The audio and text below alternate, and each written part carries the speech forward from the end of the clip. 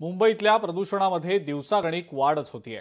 मुंबईतील हवेची गुणवत्ता आता अधिक गंभीर श्रेणीमध्ये पोहोचल्यानं मुंबईतील प्रदूषणाचा प्रवास आता दिल्लीच्या दिशेने सुरू असल्याचं बोललं जात आहे। बांधकामांमुळे होणारं प्रदूषण मोजण्यासाठी पालिकेकडे असलेली यंत्रणा सुद्धा सध्या अपुरी पडतीये।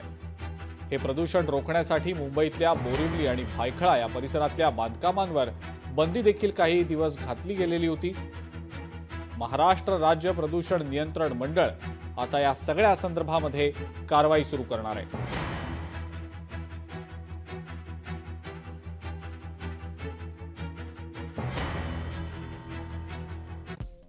प्रदूषणाबाबत मुंबई पालिकेने नियमावली सुद्धा जारी केलेली आहे। वायू प्रदूषणाच्या कालावधीमध्ये फटाके फोडू नये, सिगारेट, बीडी आणि तंबाखूजन्य पदार्थांचं सेवन करू नये,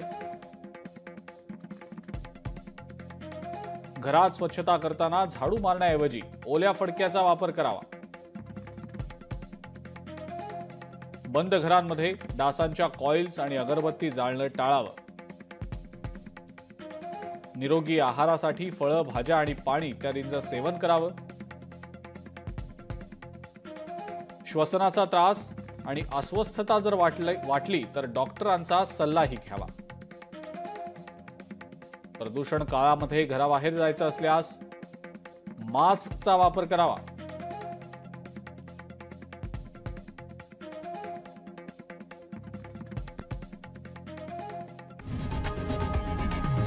लोकशाही मराठी ऐका, पहा, जागरूक रहा।